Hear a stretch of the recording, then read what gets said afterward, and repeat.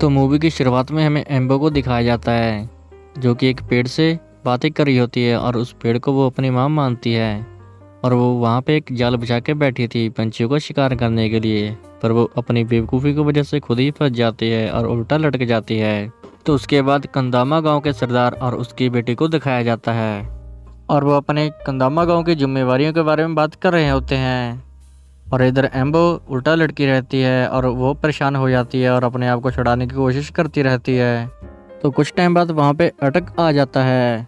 वो अटक से मदद मांगती है पर अटक उसकी मदद नहीं करता और वहाँ से चला जाता है। तो इसके बाद जूमी को दिखाया जाता है जो कि एम्बो की काफ़ी अच्छी दोस्त है और वो एम्बो का इंतजार कर रही होती है और अपनी माँ से कहती है कि एम्बो अभी तक आई नहीं, पता नहीं कहाँ रह गई।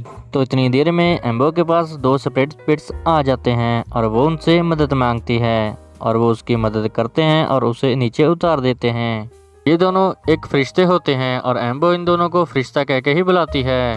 फिर उसके बाद जंगल में एक जश्न दिखाया जाता है और ये जश्न जूमी की ताजपोशी का होता है जिसमें उसका बाप उसे अपना खानदानी हार पहनाता है और उसे कंदोमो गांव का सरदार बनाता है। तो इतने में एम्बो भी वहां पे पहुंच जाती है और जूमी को बोलती है कि मैं तुम्हारे लिए काफ़ी अच्छा गिफ्ट लेके आई हूँ। और वो गिफ्ट दोनों फरिश्ते होते हैं, पर जब वो दोनों फरिश्तों को आवाज़ लगाती है और वो गांव वालों के सामने नहीं आते और वहां से डर के भाग जाते हैं, तो जिसकी वजह से पूरे गाँव वाले एम्बो के ऊपर हंसने लगते हैं। पर एम्बो निराश होकर वहाँ से भाग जाती है और एम्बो वहाँ से भागकर उस पेड़ के नीचे आ बैठती है जिसको वो माँ बोलती है और वहाँ पे आके वो रोने लगती है। पर वहाँ पर वो दोनों फरिश्ते आ जाते हैं और एम्बो उन दोनों के ऊपर काफ़ी गुस्सा करती है कि तुमने मुझे पूरे गांव के सामने शर्मिंदा किया। तो वो दोनों कहते हैं कि हम अभी इस वक्त गांव के सामने नहीं आ सकते क्योंकि हमारा एक मकसद है। और वो कहते हैं कि यकोरुना से हमें पूरे गांव को बचाना है। तो फिर एम्बो बोलती है कि इसमें मैं क्या कर सकती हूँ। तो फरिश्ते उसे मेटेलो मामा के बारे में बताते हैं कि तुम मेटेलो मामा से मदद लेके इस पूरे गांव को बचा सकती हो। तो फिर इसके बाद एम्बो अपनी बेस्ट फ्रेंड जूमी के पास जाती है और उसे सारी बात बताती है, पर जूमी इस बात का बिल्कुल भी भरोसा नहीं करती और उसके ऊपर गुस्सा करती है और वहाँ से चली जाती है। तो वहाँ पर जूमी की माँ आ जाती है और वो एम्बो को कहती है कि तुम अपनी जगह पे सही हो, क्योंकि जूमी की माँ उन फरिश्तों के बारे में पहले से ही जानती थी। और वो एम्बो को कहती है कि तुम अभी सो जाओ, मैं सुबह उठ के तुम्हें तुम्हारी माँ और उन फरिश्तों के बारे में बताऊंगी। तो फिर देखते हैं कि जब जूमी की माँ सोने जाती है तो वहाँ सांप के रूप में जैकरीना आ जाता है और उसे मार देता है। जब एम्बो सुबह उठती है तो वो जूमी को लेके उसकी मॉम के पास मिलने के लिए जाती है। वहाँ जाके उनको पता चलता है कि वहाँ उनकी मौत हो चुकी है और एटक इसका इल्जाम एम्बो पे लगाता है, जिसका जूमी भी भरोसा कर लेती है। तो एम्बो वहाँ से भागकर जंगल में चली जाती है और उसी पेड़ के नीचे जाके रोने लगती है और फिर यकोरुना को ख़त्म करने के लिए मेटेलो मामा के पास जाने के बारे में सोचती है। तो फिर वो जंगल में निकल जाती है और वो अपने फरिश्तों को भी वहाँ पे ढूंढ रही होती है और फरिश्ते वहाँ पे पहुँच जाते हैं और वो फरिश्तों को अपनी सारी बात बताती है जो जो उसके साथ हुआ था। तो उसके बाद देखते हैं कि जूमी के मना करने के बाद भी एटक एम्बो को ढूंढने के लिए निकल जाता है। तो फिर अगली सुबह जूमी भी 2 सिपाहियों को लेकर एम्बो और एटक को ढूंढने के लिए निकल जाती है।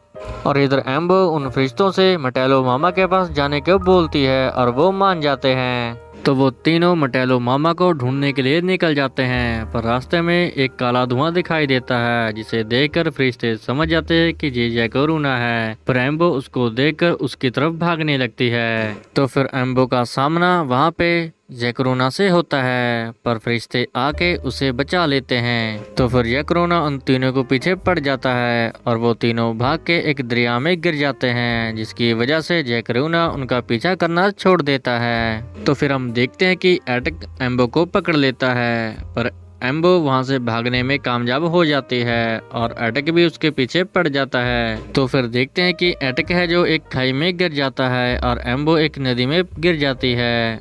तो जब एम्बो को होश आता है तो वो खुद को एक नदी के किनारे पाती है। तो वहां से उठकर वो आगे बढ़ने लगती है तो वहाँ पे उसे मेटेलो मामा मिल जाता है और वह उनको मिलके काफ़ी खुश होती है और उनसे काफ़ी बातें करती है और उनको अपना मकसद भी बताती है। पर मेटेलो मामा को इसके बारे में सब कुछ पहले से ही पता था, तो एम्बो उनसे अपनी माँ के बारे में भी पूछती है। इधर एटक को जब होश आता है तो जैकरूना उसके सामने भेष बदल कर खड़ा होता है। तो इसके बाद देखते हैं कि एम्बो फिर से अपने फरिश्तों से मिलती है और वो उन्हें बताती है कि मैं मेटेलो मामा से मिल चुकी हूँ और उन्होंने एक हल बताया है। उसके बाद हम देखते हैं कि वो एक पेड़ को काट कर एक ठेले पे लाद कर एक पहाड़ पे चढ़ाई चढ़ने लगते हैं। इधर ज़ूमी एम्बो को ढूंढते ढूंढते एटक से मिलती है और एटक उसे जैकरूना से मिलाता है और जैकरूना ज़ूमी को अपने झांसे में लेने की कोशिश करता है और उसे कुछ मेडिकल दवाइयाँ दिखाता है और उसको कहता है कि मैं तुम्हारे बाबा को ठीक कर दूंगा और तुम्हारे गांव को भी बचा लूंगा।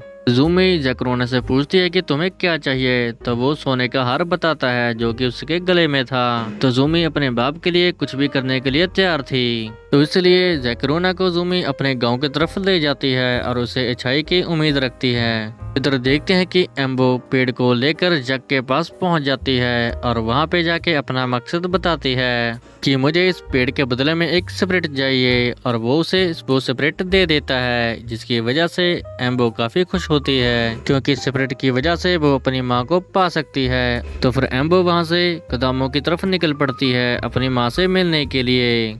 पर एम्बो जब उस पेड़ के पास पहुंचती है वहां पे उसे ज़ूमी मिलती है और ज़ूमी कुछ दिखाने के लिए एम्बो को गांव में ले जाती है और एम्बो भी उसके साथ निकल जाती है।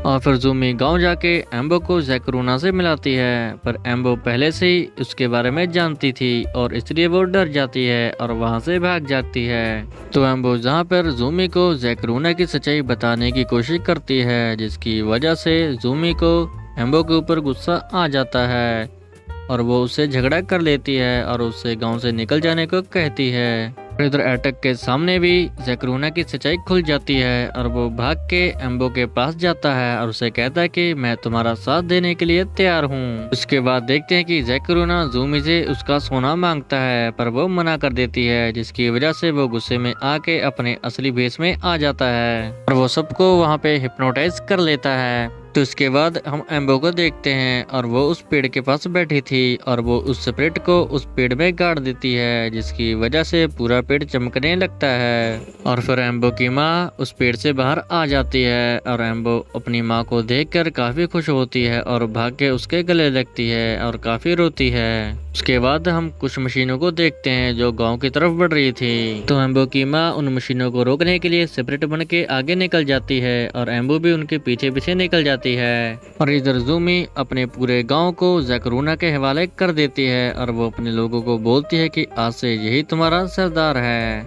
और फिर दूसरी तरफ एम्बो की माँ उस मशीन और इंसानों को वहां से डरा के भगा देती है और फिर वो जैकरूना के पास उसकी सच्चाई बताने के लिए जाती है और वो बताती है कि ये वही आदमी है जिससे शादी करने से मुझे गांव से निकाला गया था। इस पर जैकरूना का साया है और ये एम्बो का बाप है, जिस पर वो यकीन नहीं करता। और देखते ही देखते जैकरूना अपने असल रूप में आ जाता है और वो काफी गुस्से में होता है। वो ज़ूमी को वहां से उठा के ले जाता है और वो क्रेन की हुक पे वहां पे बैठा देता है और फिर वो गांव को तबाह करने के लिए मशीन के साथ आगे बढ़ता है। वो उसे रोकने की कोशिश करती है पर वो बिल्कुल भी नहीं सुनता। तो फिर एम्बो तीर उठाती है पर वो चला नहीं पाती, तो उसकी माँ आके उसे हिम्मत देती है कि ये जैकरूना है तुम्हारा बाप नहीं, इसलिए वो तीर चला देती है। तो वो तीर जाके सीधा उसकी छाती में लगता है और वो तीर जादुई होता है, जिसकी वजह से वो मर जाता है। तो इसके बाद ज़ूमी होश में आ जाती है और वो क्रेन से कूद जाती है, पर एटक उसे कैच कर लेता है। फिर उन मशीन की ढेर से एक आदमी निकल के आता है जो कि एम्बो का बाप होता है, जिसे देख के एम्बो काफी खुश होती है। तो फिर एम्बो के माँ बाप उसे कहते हैं कि अब हमारे जाने का टाइम आ गया है, तो वो अपनी दुनिया में वापस चले जाते हैं। वो एम्बो की जिम्मेदारी एटक को दे के जाते हैं। इसके बाद ज़ूमी और एम्बो अपने गांव वाले के साथ खुशी खुशी रहते हैं, जिसके बाद ये स्टोरी जहाँ पे खत्म हो जाती है।